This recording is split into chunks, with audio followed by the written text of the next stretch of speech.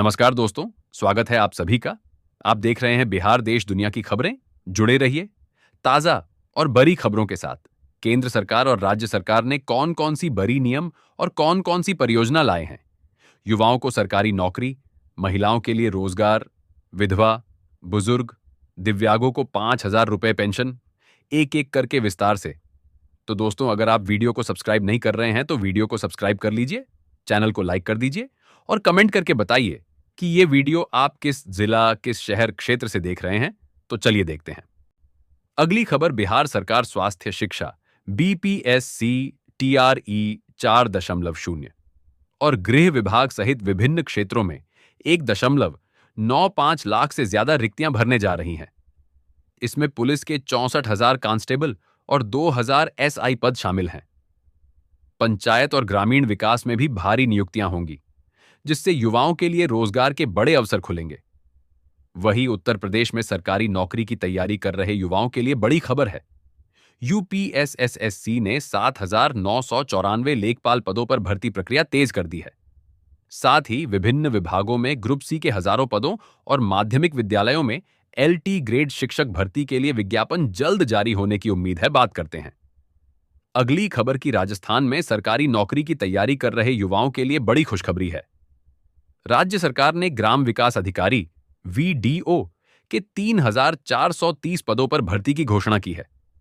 इसके साथ ही एलडीसी और जूनियर असिस्टेंट के रिक्त पदों पर भी बड़े स्तर पर नियुक्तियां की जाएंगी। इच्छुक अभ्यर्थी विस्तृत नोटिफिकेशन का इंतजार कर रहे हैं। वहीं मध्य प्रदेश में पुलिस कांस्टेबल और वन रक्षक के हजारों पदों पर भर्ती प्रक्रिया जारी है। पुलिस विभाग में कांस्टेबल, जीडी और रेडियो, और वन विभाग में वन रक्षक के पद राज्य की सुरक्षा और पर्यावरण संरक्षण के लिए महत्वपूर्ण हैं। 10वीं से 12वीं पास उम्मीदवार आधिकारिक वेबसाइट के माध्यम से आवेदन कर अपना करियर संवार सकते हैं। बात करते हैं अगली खबर की। कर्मचारी चयन आयोग एसएससी ने फेज 14 के तहत 3,000 से अधिक पदों पर भर्ती का नोटिफिकेशन जारी किया है। इसमें दिल्ली पुलिस और अन्य सरकारी विभागों में लैब असिस्टेंट, यूडीसी और रेंजर जैसे पद शामिल हैं। 10वीं और 12वीं पास युवा इन भर्तियों के लिए आवेदन कर सकते हैं। वहीं आजकल सरकारी और निजी क्षेत्रों की अधिकांश भर्तियां सीबीटी, कंप्यूटर आधारित टेस्ट और दस्तावेज सत्यापन के माध्यम से संपन्न हो रही हैं। चयन प्रक्रिया में पारदर्शिता और गति लाने के लिए पारंपरिक लिखित परीक्षाओं की जगह डिजिटल मूल्यांकन को प्राथमिकता दी जा रही है। सफल अभ्यर्थियों को अंत में पात्रता जांच के लिए डॉक्यूमेंट वेरिफिकेशन से गुजरना होता है। बात करते हैं अगली खबर। विभिन्न पदों के लिए भर्ती प्रक्रिया शुरू हो गई है, जिसमें चयनित उम्मीदवारों को 46,000 रुपए से 55,000 रुपए तक का मासिक वेतन दिया जाएगा। ये उन युवाओं के लिए बेहतरीन अवसर है जो एक स्थिर करियर और अच्छे पे स्केल की तलाश में हैं। इच्छुक उम्मीदवार पात्रता और अन्य विवरणों के लिए आधिकारिक अधिसूचना देख सकते हैं। चलिए बात करते हैं अगली खबर। सरकारी नौकरी की तैयारी कर रहे उम्मीदवारों को सलाह दी जाती है कि वे नवीनतम अपडेट के लिए सरकारी रिजल्ट या संबंधित राज्य के आधिकारिक पोर्टल्स जैसे बीपीएससी, यूपीएसएसएससी, आरएसएसबी को नियमित रूप से चेक करते रहें। परीक्षाओं की तिथियां, एडमिट कार्ड और परिणामों में किसी भी अचानक बदलाव की जानकारी केवल आधिकारिक वेबसाइटों पर ही उपलब्ध होगी।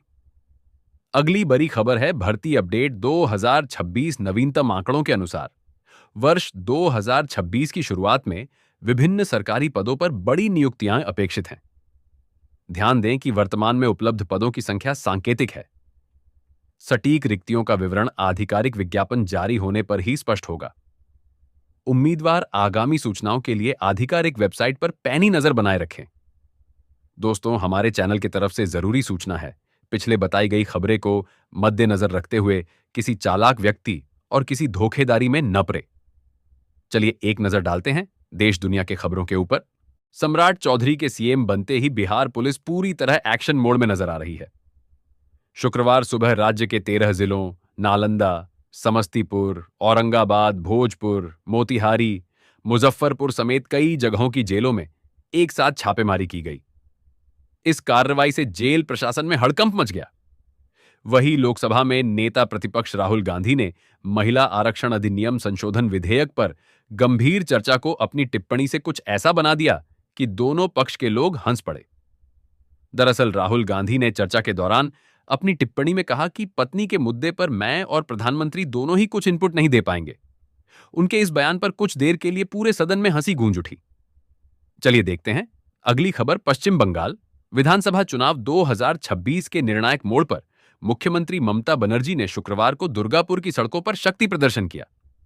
प्रांतिका पांचमाथा मोड़ से वृंगी तक करीब 2.5 किलोमीटर लंबे रोड शो में समर्थकों का ऐसा रेला उमड़ा कि पूरी सड़क तृणमूलमय नजर आई। वहीं पश्चिम बंगाल विधानसभा चुनाव 2026 को निष्पक्ष और लीक प्रूफ बनाने के लिए चुनाव आयोग ने अभूतपूर्व सुरक्षा इंतजाम करने के निर्देश दिए हैं। आयोग की उन मतदान केंद्रों पर विशेष नजर है जहां पक्की चहारदीवारी बाउंड्री वॉल नहीं है। साथ ही साथ अगली खबर। राहुल गांधी ने शुक्रवार को लोकसभा में महिला आरक्षण बिल पर कहा कि यह महिलाओं के सशक्तिकरण से नहीं जुड़ा, बल्कि चुनावी नक्शा बदलने की कोशिश है। उन्होंने आरोप लगाया कि सरकार ओबीसी समुदाय को अधिकार और प्रतिनिधित्व देने से बच रही है। वहीं लोकसभा में गृह मंत्री अमित शाह महिला ने कहा कि जो परिसीमन का विरोध कर रहे हैं वे एससी-एसटी सीटों में बढ़ोतरी का विरोध कर रहे हैं। वहीं विपक्ष के नेता राहुल गांधी ने महिला आरक्षण अधिनियम संशोधन विधेयक पर चर्चा के दौरान कहा कि my God how crazy, that's the number 16। उनके इन शब्दों के पीछे छिपे राज को जानने के लिए सब परेशान हैं और ये समझना चाह रहे हैं कि आखिर राहुल कहना क्या चाह रहे हैं। चलिए देखते हैं अगली खबर। गंगा किनारे बसा बिहार का भागलपुर सिर्फ सिल्क सिटी ही नहीं, बल्कि पढ़ाई के लिए भी बढ़िया शहर है। यहां इंजीनियरिंग से लेकर मेडिकल और मैनेजमेंट के कई टॉप कॉलेज हैं। भागलपुर के एक कॉलेज में बीटेक स्टूडेंट्स को 83 लाख तक का प्लेसमेंट मिला है। तो एक कॉलेज ऐसा है जहां सिर्फ 1.5 लाख की फीस में एमसीए कर सकते हैं। साथ ही साथ अगली खबर। हफ्ते के आखिरी कारोबारी दिन भारतीय रुपये के लिए अच्छी खबर आई है। विदेशी बाजारों में डॉलर की कमजोरी और कच्चे तेल के दामों में आई गिरावट की वजह से रुपया शुक्रवार को 29 पैसे मजबूत होकर 92.85 प्रति डॉलर के स्तर पर बंद हुआ। वहीं 24 कैरेट सोने का भाव 1,748 रुपये गिरकर 1.51 लाख रुपए प्रति 10 ग्राम पर आ गया है। कल ये 1.53 लाख रुपए पर था। चांदी में बढ़ी गिरावट आई है। ये 3,362 रुपए सस्ती होकर 2.48 लाख रुपए प्रति किलो पर आ गई है।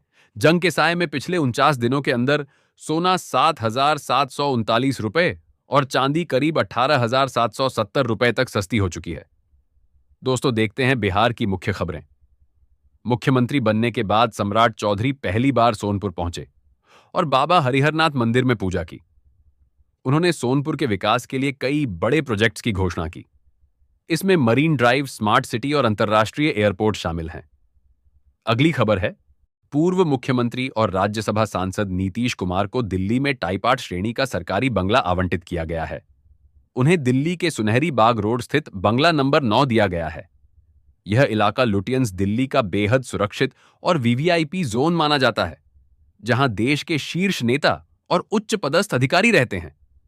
वहीं बिहार में सरकारी स्कूलों के शिक्षकों के लिए इस साल भी ट्रेनिंग अनिवार्य किया गया है। करीब 3.5 लाख शिक्षकों को प्रशिक्षण दिया जाएगा। मई से जिला स्तर पर कार्यक्रम शुरू होगा।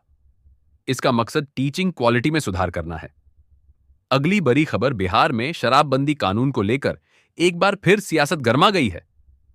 सत्ता पक्ष के विधायक ही अब इसके नुकसान गिनाते हुए इसे खत्म करने की मांग कर रहे हैं। उनका कहना है कि इससे अवैध कारोबार बढ़ा है और राज्य को राजस्व का भारी नुकसान हो रहा है। वहीं बिहार में नई सरकार बनने के बाद जदयू ने 20 अप्रैल को विधायक दल की बैठक बुलाई है। इसमें नए नेता का चयन हो सकता है। नीतीश कुमार के इस्तीफे और राज्यसभा जाने के बाद यह पद खाली है। विजय चौधरी के नाम को लेकर सबसे ज्यादा चर्चा चल रही है। साथ ही साथ अगली बड़ी खबर। हथुआ जीएनएम स्कूल में पढ़ाई के दौरान छात्राओं की शादी पर रोक लगा दी गई है। आदेश के अनुसार नियम तोड़ने पर नामांकन रद्द किया जाएगा, जिससे छात्राओं में चिंता और असमंजस का माहौल है। वहीं बिहार में जमीन मापी की प्रक्रिया को पूरी तरह ऑनलाइन कर दिया गया है। अब आवेदन से लेकर रिपोर्ट तक सब कुछ डिजिटल होगा। 7 दिन में मापी और 14 दिन में रिपोर्ट अपलोड करना अनिवार्य किया गया है। अगली खबर। आरा स्थित सोन नहर प्रमंडल के अंतर्गत सिंचाई व्यवस्था को मजबूत बनाने के लिए एक महत्वाकांक्षी योजना तैयार की गई है। करीब 56 करोड़ रुपए की लागत से बनने वाली इस योजना का उद्देश्य क्षेत्र के खेतों तक बेहतर तरीके से पानी पहुंचाना है। इसे हर खेत तक सिंचाई का पानी कार्यक्रम के तहत शामिल किया गया है। बात करते हैं खबरों की। बिहार के मुख्यमंत्री सम्राट चौधरी ने शुक्रवार को राज्य में जनगणना 2027 का औपचारिक शुभारंभ किया। इसे दुनिया का सबसे बड़ा सांख्यिकी अभियान माना जाता है। इस मौके पर मुख्यमंत्री ने नागरिकों से अपील की कि वे इस प्रक्रिया में बढ़ चढ़कर हिस्सा लें, ताकि सटीक आंकड़े जुटाए जा सकें। दोस्तों, जुड़े रहिए खबरों के साथ। बिहार एसटीएफ ने हाईवे लूट गिरोह के एक मेंबर मुन्ना कुमार को गिरफ्तार किया है। वह लंबे समय से फरार चल रहा था। पुलिस ने बताया कि उसके खिलाफ लूट और आर्म्स एक्ट के कई मामले दर्ज हैं। गिरफ्तारी के बाद उसे स्थानीय थाना पुलिस को सौंप दिया गया है। वही दोस्तों, लिए देखते हैं अगली खबर। पश्चिम बंगाल के कई जिलों में तेज हवा के कारण बड़ी संख्या में पेड़ गिरने की सूचना है। कई जगहों पर बिजली के खंभे भी उखड़ गए। इससे पूरे इलाके में बिजली बाधित हो गई। हालांकि कई जगहों पर बिजली आपूर्ति को बहाल कर लिया गया है। साथ ही साथ अगली बड़ी खबर, पश्चिम बंगाल में ईडी और आयकर विभाग की छोपमारी चल रही है। आयकर विभाग जहां तृणमूल नेता देबाशीष कुमार के घर छापेमारी कर रही है, वहीं देबाशीष के करीबी सीके साहा के घर ईडी की छापेमारी कर रही है। वहीं दुर्गापुर पश्चिम से भाजपा प्रत्याशी लक्ष्मण घोरुई ने आरोप लगाया है कि उनकी मॉर्फ्ड तस्वीरें बसों पर चिपकाकर उन्हें बदनाम किया जा रहा है। मामला निर्वाचन आयोग तक पहुंच गया है। प्रशासन ने जांच शुरू कर दी है। जुड़े रहिए खबरों के साथ। निर्वाचन आयोग ने पश्चिम बंगाल चुनाव 2026 के लिए सीसीटीवी निगरानी बढ़ाने का फैसला किया है। संवेदनशील मतदान केंद्रों पर 3 और सामान्य पर 2 एआई आधारित कैमरे लगेंगे। सुरक्षा बलों के वाहनों में जीपीएस ट्रैकर भी लगाए जाएंगे। दोस्तों, वही नेता प्रतिपक्ष शुभेंदु अधिकारी ने हल्दिया एसडीओ ऑफिस में पोस्टल बैलेट प्रक्रिया में धांधली का आरोप लगाया है। उन्होंने दावा किया है कि कोलकाता पुलिस का एक कर्मी मौजरूल चुनाव कार्यों में अवैध रूप से हस्तक्षेप कर रहा है। उन्होंने चुनाव आयोग से इसकी जांच की मांग की है। साथ ही साथ बड़ी खबर, कूच बिहार में एक रैली को संबोधित करते हुए ममता बनर्जी ने महिला आरक्षण विधेयक और परिसीमन को लेकर केंद्र सरकार पर निशाना साधा। उन्होंने उत्तर बंगाल के विकास पर पीएम मोदी के दावों को खारिज करते हुए कहा कि टीएमसी सरकार ने क्षेत्र के विकास पर 1.72 लाख करोड़ रुपए खर्च किए हैं। आइए देखते हैं राजधानी दिल्ली की मुख्य खबरें। राजधानी की हवा में प्रदूषण का स्तर और बढ़ गया है। शुक्रवार को दिल्ली के 12 इलाकों का AQI 300 के पार यानी बहुत खराब श्रेणी में पहुंच गया। हालांकि शाम को बारिश के बाद थोड़ी राहत मिली। सीपीसीबी के मुताबिक अगले 2 दिनों में वायु गुणवत्ता के स्तर में सुधार होने की संभावना है। वही दिल्ली प्रदूषण नियंत्रण समिति DPCC की रिपोर्ट के अनुसार मार्च में दिल्ली के 37 सीवेज उपचार संयंत्रों STP में से 27 निर्धारित मानकों पर खरे उतरे हैं, जबकि पहले यह संख्या लगभग 20 थी। दिल्ली जल बोर्ड 6 STP का उन्नयन इस साल के अंत तक पूरा करेगा। अगली खबर है, पूर्व मुख्यमंत्री और विपक्ष की नेता आतिशी के पिता विजय कुमार का शुक्रवार को निधन हो गया। आम आदमी पार्टी के संयोजक अरविंद केजरीवाल और वरिष्ठ नेता मनीष सिसोदिया सहित कई नेताओं ने गहरा शोक व्यक्त किया। वहीं दिल्ली परिवहन निगम DTC ने अपनी वित्तीय स्थिति में महत्वपूर्ण सुधार दर्ज किया है, जिससे पिछले साल भारी घाटे के बाद अब मुनाफे की ओर बढ़ रहा है। नवीनतम आंकड़ों के अनुसार DTC की आय में 173 करोड़ रुपए की वृद्धि हुई है, जो 822.53 करोड़ रुपए से बढ़कर 995.55 करोड़ रुपए हो गई है। जुड़े रहिए खबरों के साथ। दिल्ली विश्वविद्यालय की छात्रा साराह शर्मा ने नारी शक्ति कार्यक्रम में केंद्रीय मंत्री मनसुख मांडविया का सम्मान करने से रोके जाने का आरोप लगाया है। उनका दावा है कि स्लीवलेस ड्रेस के कारण मंत्रालय के अधिकारियों ने उन्हें मंच पर जाने से रोका, जिससे उन्हें शर्मिंदगी हुई। वही दिल्ली की 220 अनधिकृत कॉलोनियों का भविष्य अधर में है, क्योंकि उन्हें नियमितीकरण प्रक्रिया से बाहर कर दिया गया है। ये कॉलोनियां यमुना खादिर या संरक्षित भूमि पर बसी हैं, जिससे कानूनी अड़चनें हैं। लगभग 5 लाख लोग प्रभावित हैं। साथ ही साथ अगली बड़ी खबर, दिल्ली की 220 अनधिकृत कॉलोनियों का भविष्य अधर में है, क्योंकि उन्हें नियमितीकरण प्रक्रिया से बाहर कर दिया गया है।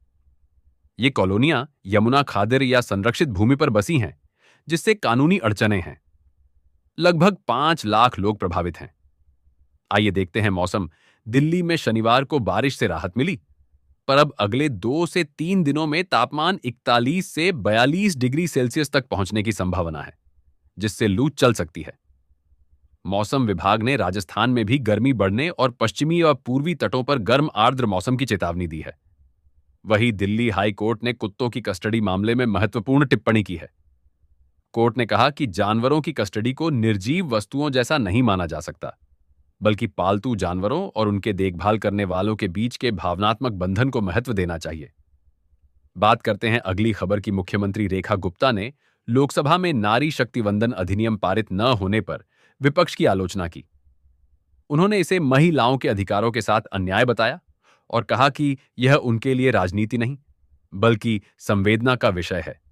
बने रहिए खबरों के साथ। करावल नगर रोड और कालीघटा रोड के निर्माण कार्य के कारण बंद होने से पूर्वी दिल्ली के वाहन चालक परेशान हैं। ये सड़कें दिल्ली देहरादून एक्सप्रेसवे और वजीराबाद रोड को जोड़ती हैं। लोगों को लगभग 5 किलोमीटर अतिरिक्त घूमना पड़ रहा है। वही दोस्तों, और यह देखते हैं अगली खबर। उत्तर प्रदेश की इटावा में पर्यटन मंत्री जयवीर सिंह ने 14 करोड़ की परियोजनाओं का लोकार्पण व शिलान्यास किया। इस दौरान उन्होंने महिला आरक्षण बिल पर सपा अध्यक्ष अखिलेश यादव पर तंज कसते हुए कहा कि यदि मुसलमानों से इतना प्रेम है तो सभी सीटें मुस्लिम महिला उम्मीदवारों को दे दें। चलिए देखते हैं अगली खबर। रायबरेली नगर पालिका क्षेत्र में पंडित दीनदयाल उपाध्याय नगर विकास योजना के तहत 1.58 करोड़ रुपए से अधिक की लागत से सड़कों और नालियों का निर्माण होगा। यह कार्य उन क्षेत्रों में किया जाएगा जहां बरसात में जल भराव की समस्या रहती है। वही हाथरस के सिकंदराराव में पूर्व मंत्री मदन चौहान की टिप्पणी के विरोध में भाकियू भानु कार्यकर्ताओं का काफिला बेकाबू हो गया। पुलिस द्वारा रोकने पर कार्यकर्ताओं ने लाठी डंडे लहराए और धक्का मुक्की की। इस दौरान एक वाहन की टक्कर से कस्बा इंचार्ज रामनरेश गंभीर घायल हो गए और एसपी एटा की गाड़ी भी क्षतिग्रस्त हो गई। बने रहिए उत्तर प्रदेश की खबरों के साथ। मौसम विभाग की हीट वेव चेतावनी के बाद सुल्तानपुर के अस्पतालों में तैयारियां तेज हो गई हैं। मेडिकल कॉलेज में 8 बेड का वार्ड और स्टेमिकेयर वार्ड आरक्षित है, जबकि सामुदायिक प्राथमिक स्वास्थ्य केंद्रों पर भी बेड सुरक्षित किए गए हैं। वही नई व्यवस्था के तहत प्रदेश भर को 3 श्रेणियों में बांटा गया है और हर श्रेणी के लिए अलग अलग मजदूरी दरें तय की गई हैं। गौतम बुद्ध नगर, नोएडा, ग्रेटर नोएडा और गाजियाबाद को श्रेणी 1 में रखा गया है। अन्य नगर निगम वाले जिले श्रेणी 2 में हैं, जबकि बाकी सभी जिले श्रेणी 3 में शामिल किए गए हैं। साथ ही साथ अगली खबर। गोरखपुर नौतनवा रूट पर ट्रेनों से साइकिल और मोटरसाइकिल टकराने की लगातार घटनाएं सामने आई हैं।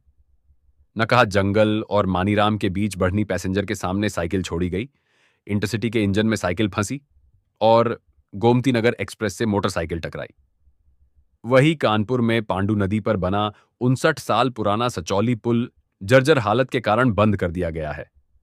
दरारें और क्षतिग्रस्त पिलर सुरक्षा के लिए खतरा बन गए थे, जिससे पीडब्ल्यूडी ने आवागमन पूरी तरह रोक दिया। वही कानपुर में नारी शक्ति वंदन अधिनियम पर टाउन हॉल कार्यक्रम हुआ। उप मुख्यमंत्री ब्रजेश पाठक ने कहा कि भारत में नारी शक्ति को सदैव सर्वोच्च स्थान मिला है। उन्होंने महिला बिल का विरोध करने पर सपा और कांग्रेस को परिणाम भुगतने की चेतावनी दी।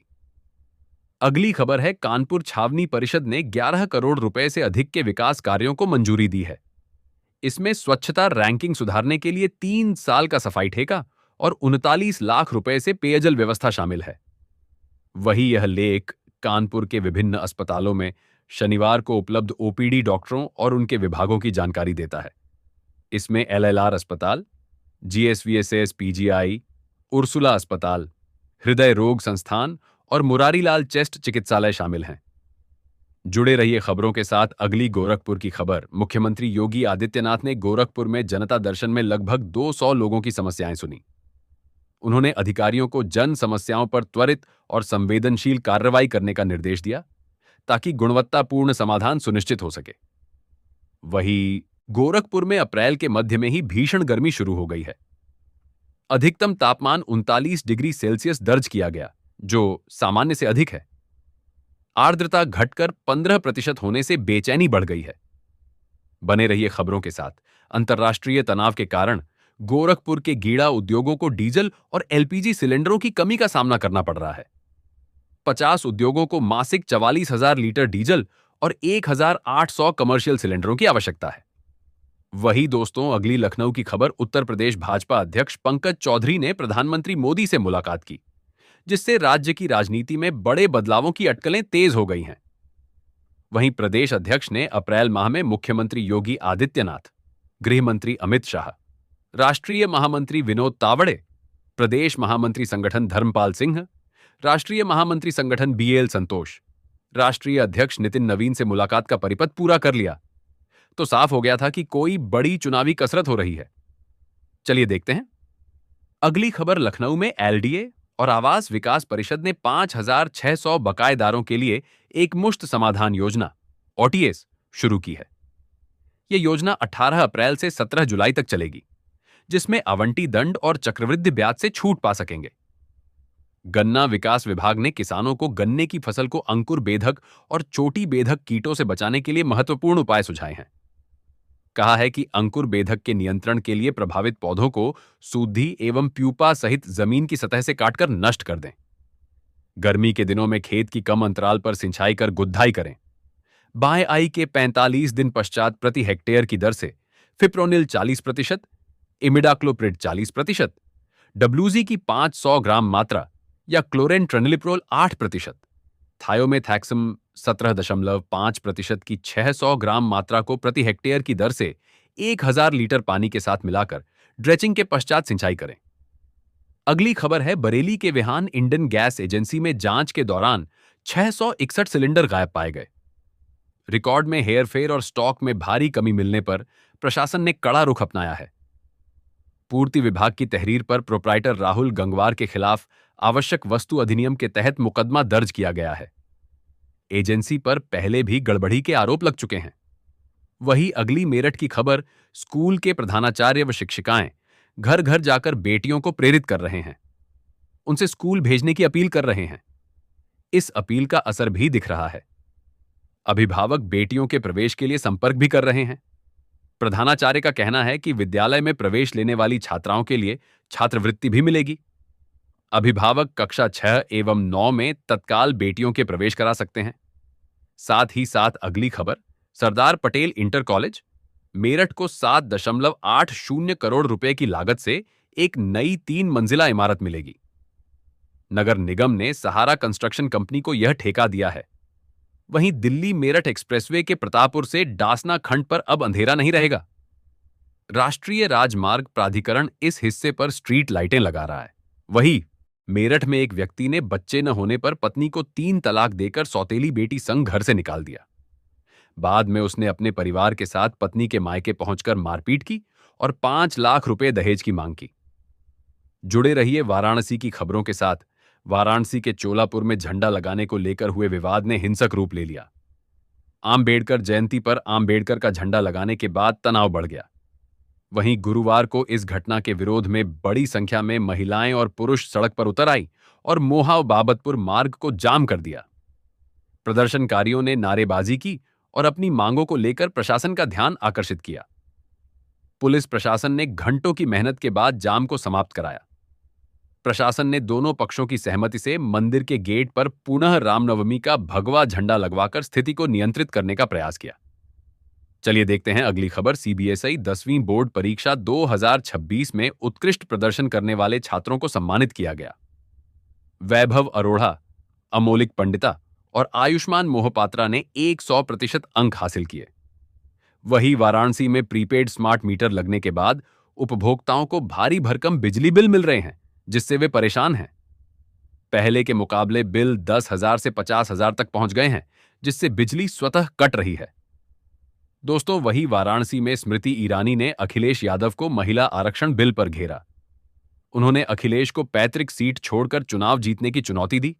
याद दिलाया कि उन्होंने कांग्रेस अध्यक्ष को हराया था।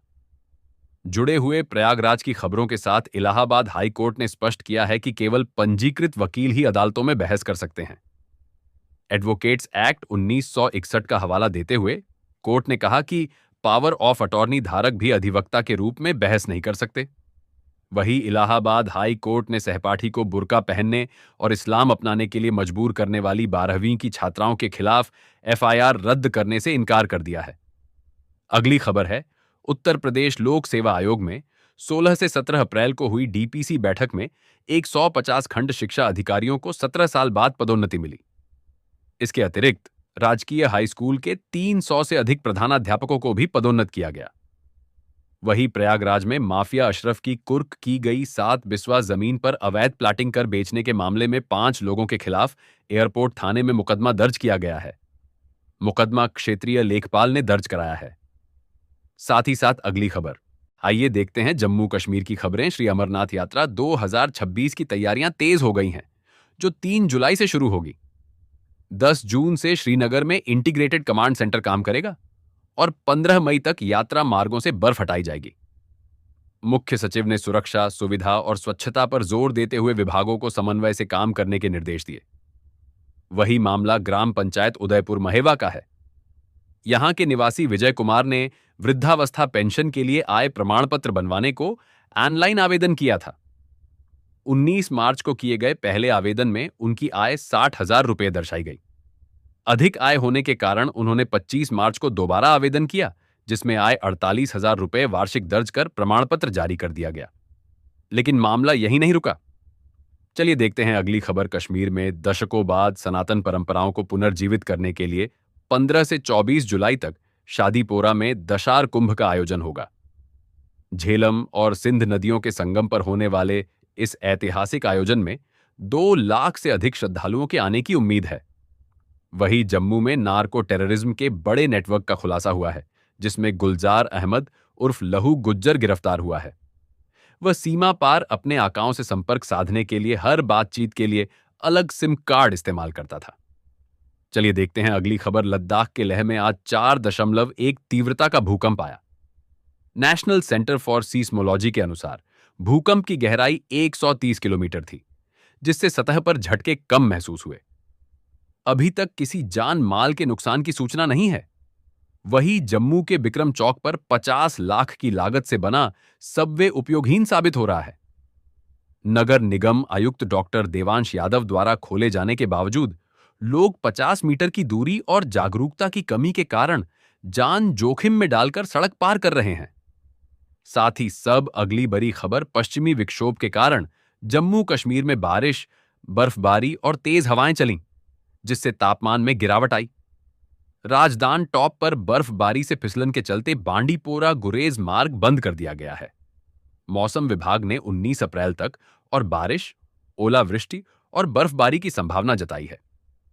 आइए देखते हैं उत्तराखंड की प्रमुख समाचार। नारी वंदन अधिनियम संशोधन को मंजूरी न मिलने पर उत्तराखंड में सियासी बयानबाजी तेज हो गई है। भाजपा नेताओं ने कांग्रेस पर तीखा हमला बोला है। आरोप लगाया कि विपक्ष महिलाओं के अधिकारों और राजनीतिक भागीदारी के प्रति गंभीर नहीं है। वहीं उत्तराखंड लोक निर्माण विभाग ने अगले 5 वर्षों के लिए 74,100 करोड़ रुपए का मास्टर प्लान जारी किया है। इसमें 5,735 किलोमीटर कच्ची सड़कों को पक्का करने पर 55,000 करोड़ रुपए खर्च होंगे। अगली खबर है, उत्तराखंड के राज्यपाल गुरमीत सिंह अपने पैतृक गांव जलाल उस्मान, अमृतसर पहुंचे। ग्रामवासियों ने उनका आत्मीय स्वागत किया, जिससे वे भावुक हो गए। उन्होंने इस भूमि को अपनी सबसे बड़ी प्रेरणा बताया। वहीं उत्तराखंड परिवहन निगम ने चारधाम यात्रा 2026 के लिए व्यवस्थाएं सुदृढ़ की हैं। केदारनाथ व बद्रीनाथ मार्गों पर 20 अप्रैल से 20 जून तक विशेष प्रवर्तन तंत्र लागू किया गया है। सामने बड़ी खबरें। वीकेंड पर हल्द्वानी और पर्वतीय क्षेत्रों में भारी वाहनों के प्रवेश पर प्रतिबंध रहेगा। शनिवार और रविवार को सुबह 6 बजे से रात 10 बजे तक यात्रा मार्गों पर मालवाहक वाहनों को रोका जाएगा। वहीं पर्यटन सीजन में वीकेंड पर कैंची धाम, भवाली और भीमताल में यातायात के भारी दबाव को देखते हुए पुलिस ने विशेष डायवर्जन प्लान तैयार किया है। आइए देखते हैं महाराष्ट्र की खबरें। अमरावती यौन उत्पीड़न मामले में महाराष्ट्र राज्य अल्पसंख्यक आयोग (एमएसएमसी) ने नया खुलासा किया है। आयोग के अध्यक्ष प्यारे खान ने बताया कि अब तक सामने आए सभी 8 पीड़ित मुस्लिम समुदाय से हैं, जबकि 180 पीड़ितों के दावे को खारिज कर दिया। अगले सामने की खबर, नेपाल ने भारत नेपाल सीमा पर 100 रुपए से अधिक के सामान पर भंसार शुल्क अनिवार्य कर दिया है। इस नए नियम से सीमावर्ती लोगों की दैनिक खरीदारी और छोटे व्यापारियों पर सीधा असर पड़ेगा। नेपाल सरकार का उद्देश्य घरेलू उत्पादों को बढ़ावा देना है, लेकिन इससे सीमा पार आवागमन और व्यापार जटिल हो सकता है। बात करते हैं अगली खबर। महाराष्ट्र की वायुसेना का विमान दुर्घटनाग्रस्त होने के बाद पुणे हवाई अड्डे का रनवे बंद कर दिया गया है। वायुसेना ने शुक्रवार देर रात इंटरनेट मीडिया पर कहा, एक विमान से जुड़ी घटना के कारण पुणे का रनवे अस्थायी रूप से अनुपलब्ध है। वही टीसीएस यौन शोषण मामले में फरार मुख्य आरोपी निदा खान ने अग्रिम जमानत के लिए कानूनी प्रक्रिया शुरू कर दी है। उनके वकील बाबा सैयद ने बताया कि अगले 2 दिनों में आवेदन दाखिल किया जाएगा। बात करते हैं अभी खबर की। मुंबई के दिंडोशी पुलिस ने एक स्वयंभू बाबा को बड़े पैमाने पर धोखाधड़ी और काला जादू के आरोप में गिरफ्तार कर लिया है। आरोपी की पहचान रिदम अशोक पंचाल उर्फ मोंटी, 37 वर्ष के रूप में हुई है। पुलिस के अनुसार वह खुद को दिव्य शक्तियों वाला अघोरी बाबा बताकर लोगों को लुभाता था और उनकी व्यक्तिगत और व्यावसायिक समस्याओं का हल करने का झूठा वादा करता था। पुलिस अधिकारी ने बताया कि मोंटी भक्तों से अघोरी अनुष्ठान के नाम पर शराब, सिगरेट, बकरी का जिगर, नींबू और श्मशान घाट की राख जैसी वस्तुएं मंगवाता था। अनुष्ठान के दौरान वह खुद शराब पीता और सिगरेट फूंकता था। इसके बाद वह भक्तों को निर्देश देता था कि बची हुई शराब, जिगर और अन्य सामग्री को लाल या काले कपड़े में लपेटकर चौराहे पर फेंक दें। वह वादा करता था कि ऐसा करने से उनकी सारी समस्याएं दूर हो जाएंगी। आज बस इतना ही। कल की खबरों के लिए वीडियो को सब्सक्राइब कीजिए और चैनल को लाइक कर दीजिए। जय हिंद, जय भारत।